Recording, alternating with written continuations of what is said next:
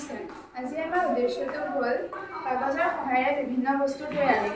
আমি কাগজৰ সহায়েৰে বিভিন্ন বস্তু তৈয়াৰ কৰিব পাৰোঁ। আজি আমি ইয়াত কাগজৰ ধূনা, ফুল, নাও তেনেকৈ বিভিন্ন ধৰণৰ বস্তু তৈয়াৰ কৰি আছোঁ। আমি প্লাষ্টিক ইউজ নকৰি পেলাই কাগজৰ বস্তু ইউজ কৰিলে আমাৰ পৰিৱেশখনৰ প্ৰদূষণমুক্ত হৈ থাকে। সেইবাবে আমি প্লাষ্টিকটো কমকৈ ইউজ কৰি কাগজৰ বস্তুবিলাক ইউজ কৰিব লাগে। তেতিয়া আমাৰ প্ৰদূষণমুক্ত হৈ থাকিব পৰিৱেশটো।